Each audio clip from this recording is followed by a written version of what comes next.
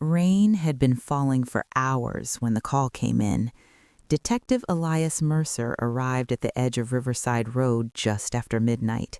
Red and blue lights cut through the darkness, reflecting off wet asphalt and the black surface of the river beyond the guardrail. A uniformed officer stepped carefully through the mud, holding a clear evidence bag above his head. Inside the bag was a phone. The screen was cracked. Water clung to the edges. The display still glowed faintly. 11:48 p.m. The officer said they had found it in a drainage ditch, partially submerged, 3 miles from the nearest neighborhood.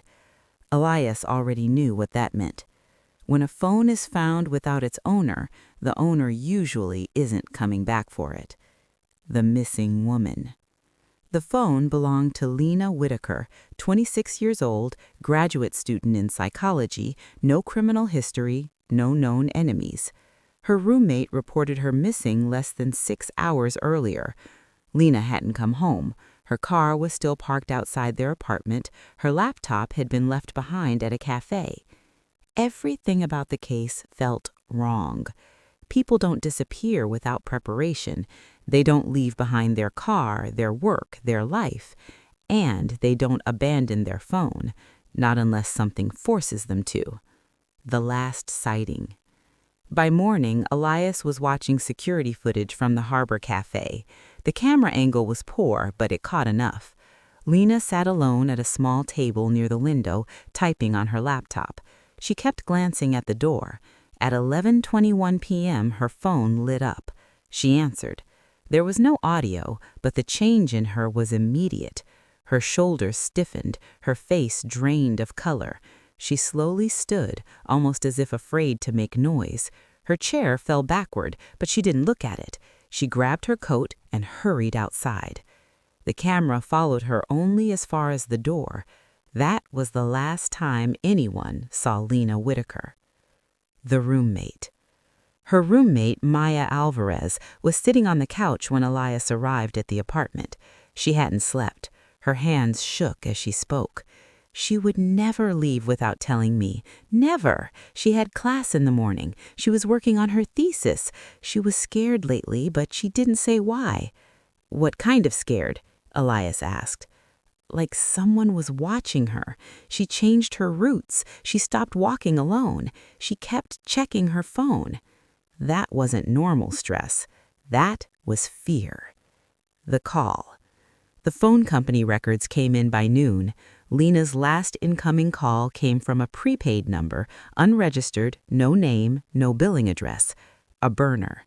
The kind of number used by people who don't want to be found.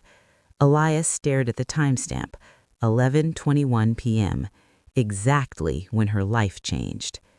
The river. The location where the phone was found wasn't random. Elias drove there himself. The river was dark and wide, moving slowly under the bridge. The ditch where the phone lay was hidden from the road. Someone had thrown it there on purpose to erase her trail. The pattern. That night, Elias did something he hadn't planned to do. He searched the cold cases. He found another file. Then another. Naomi Clark, Brooke Ellison, Tessa Ray. Different years, same neighborhood, same disappearance. Late night call, sudden departure, phone recovered near water, no body. The cases had been marked unrelated. They weren't. They were connected. The realization. Elias felt the familiar weight settle in his chest. This wasn't an abduction. It was a process. Someone was selecting women, contacting them, and making them vanish without leaving evidence behind. And now Lena was the latest. The message. At 1:14 a.m., Elias was alone in the evidence room, staring at Lena's damaged phone. Suddenly, the screen lit up. New message received. That wasn't possible. The phone had no SIM, no service. The message appeared anyway. You should stop looking. Elias didn't move. The message hadn't been sent to Lena. It had been sent to the man holding her phone. Klinghanger, end of part 1. Someone knew he had the phone. Someone knew he was investigating, and someone wanted him afraid. Outside the evidence room window, a shadow moved. Elias slowly turned, because the person who took Lena was no longer hiding. Detective Elias Mercer did not report the message immediately. He stood in the evidence room long after the screen of Lena Whitaker's phone went dark, replaying the moment again and again in his mind. The message should not have been possible. The phone had been wiped of service, its battery nearly dead, and it was sealed inside a locked room under constant surveillance. Yet someone had reached it. And through it, they had reached him. By morning, Elias had pulled the case files of the other missing women, Naomi Clark, Brooke Ellison, Tessa Ray. Each disappearance had been treated as an isolated incident, different years, different investigators, different circumstances on paper. But the similarities were impossible to ignore now. Every one of them vanished after receiving a late-night phone call. Every one of them left behind their car, their belongings, their life. Every one of their phones was later recovered near water, and none of their bodies were ever found. Elias sat back in his chair, the room spinning slightly. He wasn't chasing a suspect. He was stepping into a system. The apartment. The break came that afternoon. A patrol officer radioed in from Lena's apartment building. The landlord had arrived to inspect a reported water leak.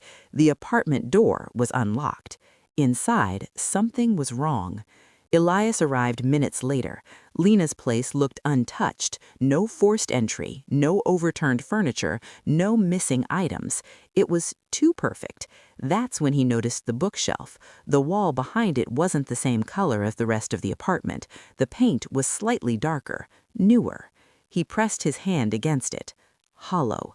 They moved the shelf. Behind it was a narrow rectangular panel, almost invisible.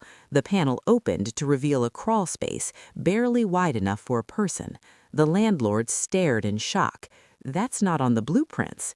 It wasn't meant to be. The room. The crawl space led downward into the basement. At the end was a steel door, locked. They forced it open.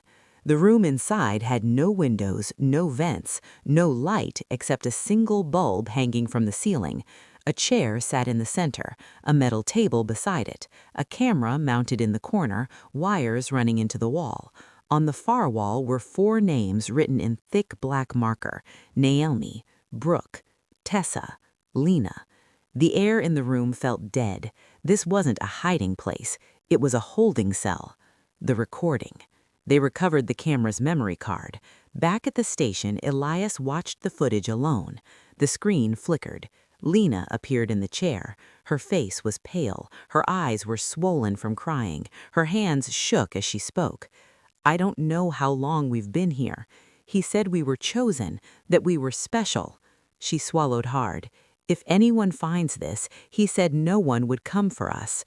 Her voice cracked. "We're not supposed to exist anymore."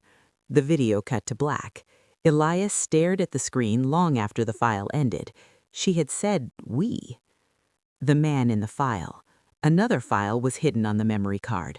A photograph, blurry, taken from a distance. A man standing in a hallway, half his face visible. Elias recognized him immediately. Deputy Chief Harold Vance, the man overseeing the investigation, the man with access to all evidence, the man who could enter the evidence room unnoticed, the man who could send that message. The warning. Elias's phone vibrated. Unknown number. You opened the wrong door. At that exact moment, the station's lights went out. Darkness swallowed the hallway. Someone screamed. The decision. Backup generators kicked in seconds later. The station returned to life, but Elias already knew the person behind this wasn't just watching the investigation. They were inside it. He quietly removed the memory card and slipped it into his pocket. From this moment forward, he trusted no one. The Shadow Network. Elias started working the old files himself. Naomi's last professor quit the university 6 months after her disappearance. Brooke's therapist transferred to a private clinic the same year she vanished. Tessa's landlord sold his building and disappeared from public records. People connected to the victims didn't just move on, they vanished too. Someone was cleaning the trail. The second message. That night, Elias returned to his apartment. The door was unlocked. Nothing was stolen, but on his kitchen table was a single piece of paper written in the same black marker as the wall. You were not supposed to find them. Below it, 4 new words. Now you are being watched.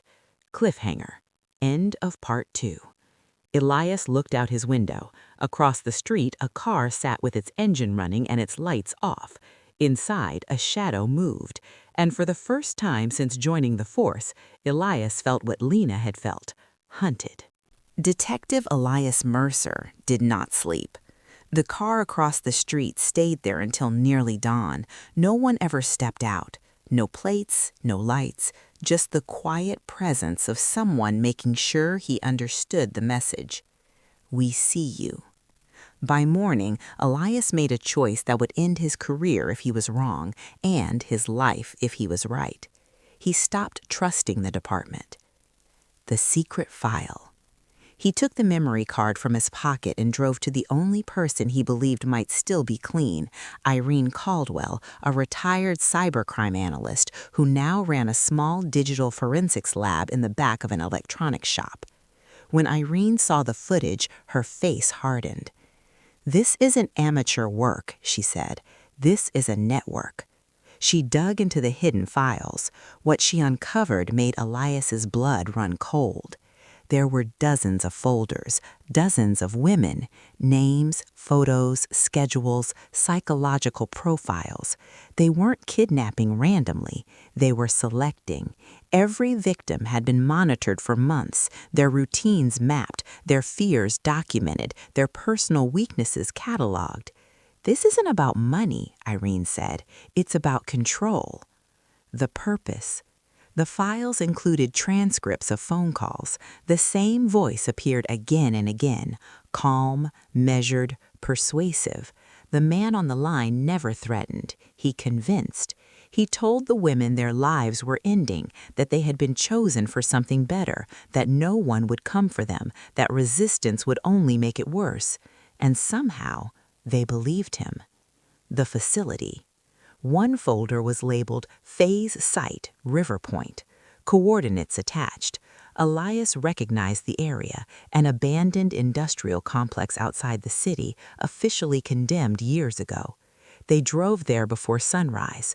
The building was enormous, concrete, rusted, silent.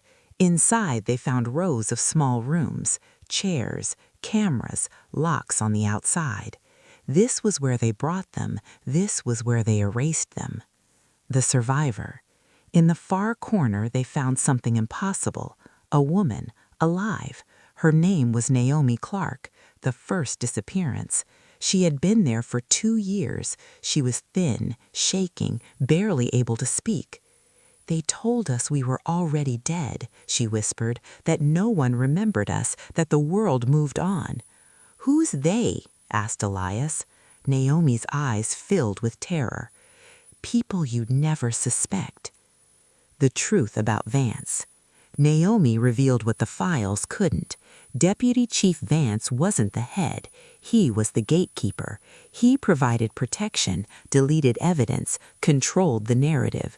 The real leader never showed his face. They called him the architect. The choice.